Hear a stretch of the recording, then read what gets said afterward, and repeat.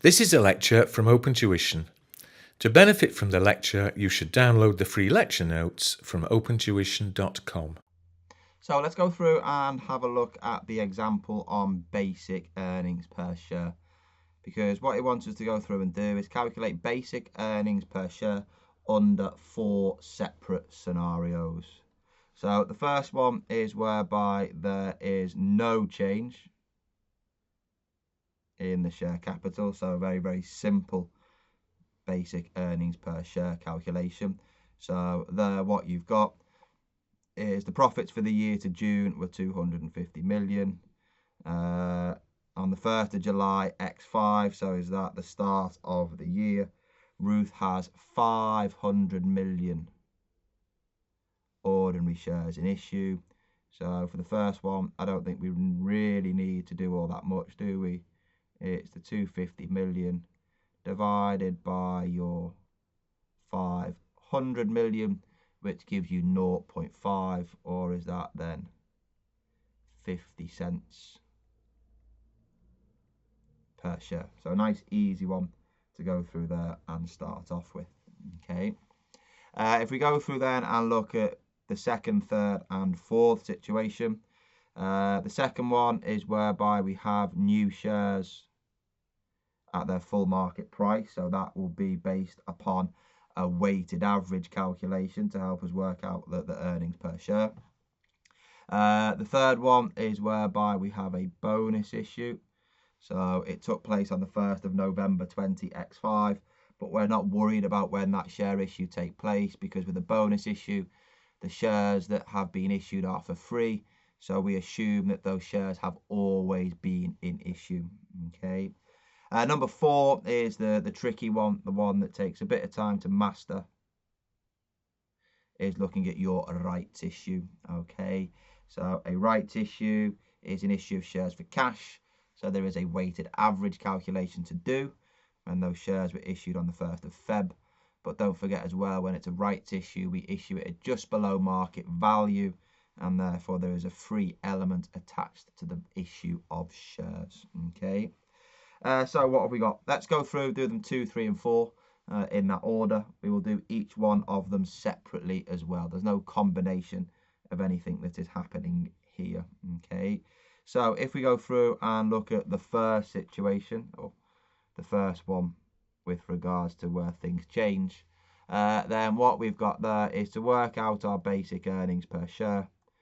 We take, is it the $250 million, and we divide that, don't we, by your weighted average number of shares. For that weighted average number of shares, we're going to use a standardized tabular working, whereby we look at the dates, so the dates that the shares were in issue for. We look at the number of shares that were in issue for that period of time. We then put in the weighting. So remember, that's based upon your number of months, isn't it? And then you can work out your weighted average. Okay. So here what we have is from the first day of the year. So is that the 1st of July X5 until we had an issue of shares, which was the 1st of August X5. We will have had an issue, is it 500 million shares. They were an issue for all of July.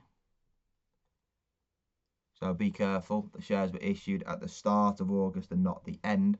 So therefore they were only an issue for 1 month. Okay, it's very easy there to think, right, July and August. No, they were issued at the start of August. So therefore for 1 month. From the 1st of August X5 through to the end of the year, is that the 31st of June X6. Then we had issued another 50 shares, hadn't we? So that gives me 550 million that were in place, is it there, for 11 months. Okay. To work out the weighted average, you take the number of years, you multiply it by the number of months they were in issue to work out your average. So what you have there is, I think that is 42 million. I think you get, is it 504? So that gives you 546 million. Okay. So I do the 250 million divided by the 546 million, and that goes through there and gives me, is it 45.8 cents per share. Okay. Excellent. There we go. Everybody happy with that one there. Key bit, the most difficult bit of any question, is understanding when the shares were issued and how long they have been in issue for. Okay, there we go. Excellent. So that's going through there and looking at your new issue of shares. The next one on the hit list, so number 3, but our second one whereby there's been changes in share capital, is where you have a bonus issue of shares. Okay, so here again what we do is we take our earnings, which were 250 million, and we divide it by the number of shares in issue. Well, what you've got there is that the old number of shares were equal, was it, to 500. We have done a 1 for 4, haven't we? So the new is the 500 divided by 4 multiplied by 1, if you wish. So is that an additional 125 million shares? It doesn't matter when those shares were issued, because those new shares were free, weren't they? There was no cash. So we don't need to do a weighted average calculation on those shares, because there's been no impact on the earnings, has there? We just assume that those shares were in issue forever and ever and ever. Okay, they've always been in issue. So the 250 million divided by, is it the 625? Okay. If you tap that into your calculator, I think that goes through there and gives you, is it 40 cents per share? Okay. Excellent. There we go. Everybody happy with what we have there? Excellent. If we go through there and then look at the final aspect, the final aspect is by far and away the most difficult. That's your rights issue. So we go through there, and again we start off, don't we, with your $250 million of earnings. We need to do a weighted average calculation, because those shares that have been issued under the rights issue have involved some cash. So again, what we're going to do on my working is, if we have a weighted average calculation, we have a standard pro forma. So we have our dates, we have our number of shares, we have our weighting with regards to the number of months, but now we have this new column to add in, which takes account of any free aspect to the bonus issue, which is looking at your fraction. And then once we've got that, we can work out, is it a weighted average? Okay. Excellent. There we go. What we need to go through and do now is think about the dates that those shares were in issue. So from the 1st of, was it July?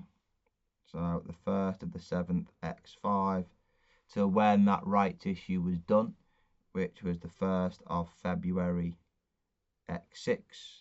There would have been 500 million shares in issue.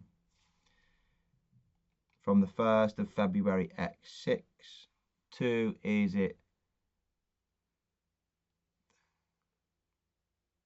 the 31st of June?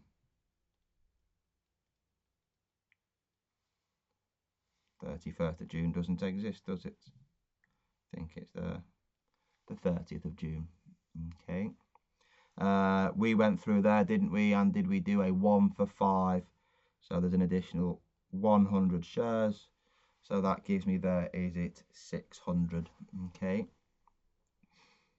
The weighting is based upon the number of months. So get your fingers out, count, don't be embarrassed. I think, is it 7/12? And is it 5/12? So I have, for the first few months, July, August, September, October, November, December, January. Stop there at January. Yeah, so 7 months, because the shares were issued on the 1st of February. So 7 months there. Should give me 5 for the following months. It does. February, March, April, May, June. Okay, excellent. The issue that you've got now is working out this fraction. Okay, so what we have there with regards to this fraction is that we want to go through there and look at the market price before the shares were issued divided by the price after the shares were issued. Okay, so what we have, the price before per the question was there, was it at $1.40? Okay, and the price afterwards we need to work out. Okay, so to work out the price afterwards, we're going to do a bit of a weighting calculation. To give it its true name, it's called the theoretical X right price. So X right meaning after the rights issue, theoretical meaning totally made up, but made up with at least a bit of reason.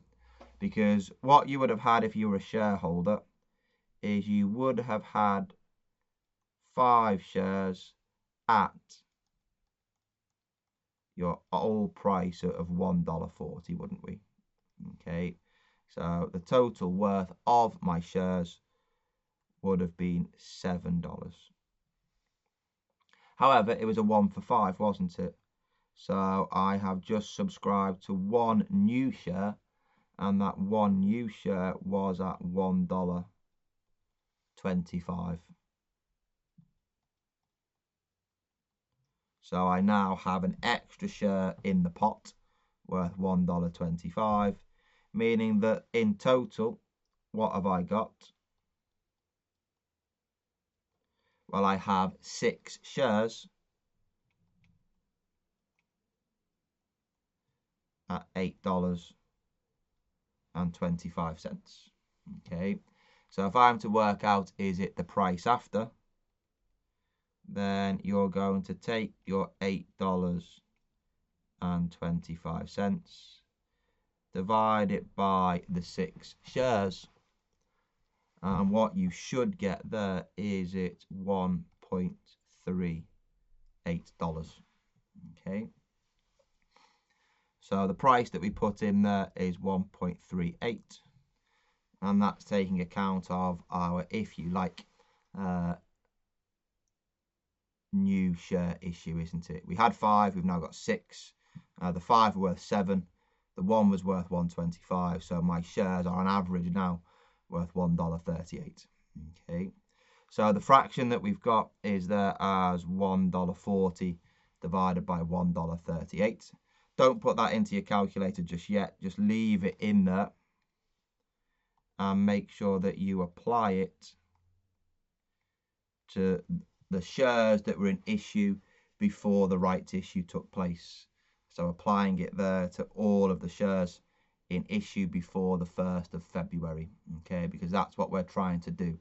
We're trying to incorporate a free element of shares into the rights issue calculation, so that free element needs to be incorporated before the rights issue took place. Once you've done that, you can then go through, multiply across to work out your weighted average. Your weighted average, give or take a bit of rounding, I think is 296. And is it 250? If you add that up, I think it gives you 546. And if you do 250 divided by 546 million, then that gives you, there is it, 45.8 cents per share. There we go. Okay. Excellent. Now let's just go through and just add on top of that. Okay. Because what we had there was that in, I think we're looking at, say, was it X6? Under our bonus issue. And our bonus issue there was 1 for 4. And under our rights issue, it was 1 for 5, wasn't it? Okay. Based upon the figures that we had within the question, our basic EPS under the bonus was 40 cents per share, and we've just calculated it under the rights at 45.8 cents per share, haven't we? Okay. Let's just make up a figure. Is it there for X5? Let's just say that in X5, in both situations, it was 50 cents per share. Okay. So that was as stated. That's what we reported last year. Okay. However, that's the comparative, isn't it? So what we need to go through and do there is X5 needs to be restated. Okay. So what we need to go through and do there is to restate those comparatives, because what we've done under each of those situations is that there has been a free issue of shares, hasn't there? Okay.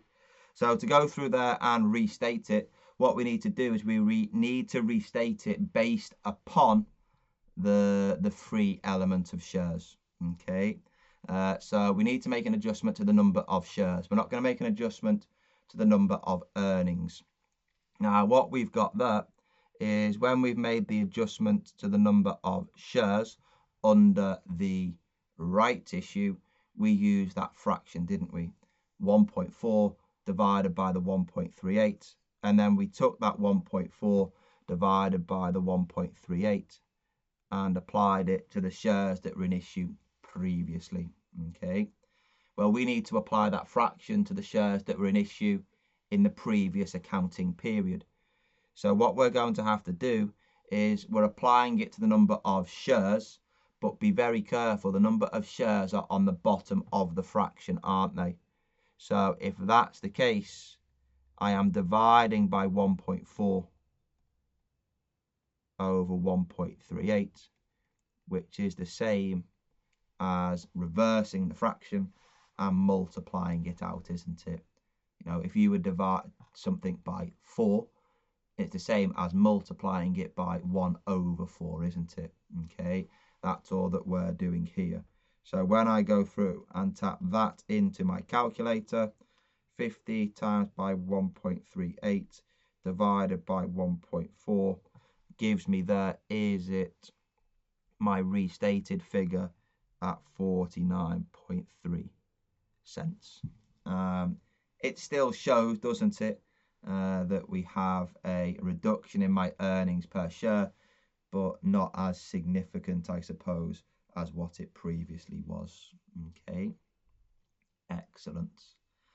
We need to do something similar for the bonus issue.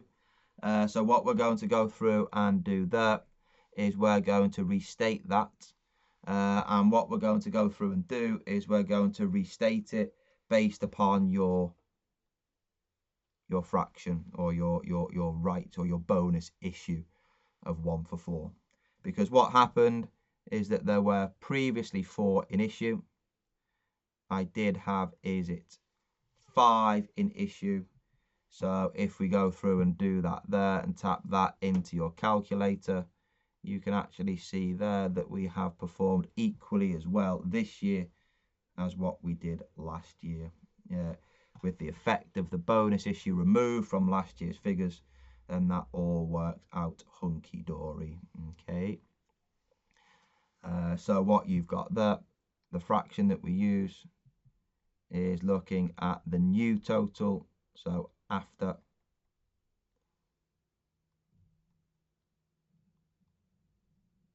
and before. The easiest way to remember is it's the smaller number divided by the bigger number, because you're always going to reduce the prior year EPS based upon the free shares that were issued, because you are increasing the number of shares that were issued, so therefore that has to reduce your earnings per share, doesn't it? Okay, excellent. There we go. If you're curious about that 4 over 5, what you could go through and do, it's, don't change anything that we've done, but you've got here, is it 625? To get that 625, what we've gone through and done there is we've taken the 500. We now have, 5 in issue. We did have 4 in issue, and if you do that should go through there and give you the same, 625. Okay, there you have it. Again, it's all in the maths more than anything else, isn't it? Because we're taking a whole number of the 500, which is our 1, so to speak, and then adding on a quarter of it. So we have 1 plus a quarter, which is 5 quarters of that 500, isn't it? But I think I may be going just a little bit too mathematical. Okay, again, what you have there is that the 5 is looking at the number of shares after. That's looking at the number of shares before. Why have we flipped it round when we restate the comparative to 4/5? It's because we are dividing by 5 over 4. So dividing by 5 over 4 is the same as multiplying by 4 over 5.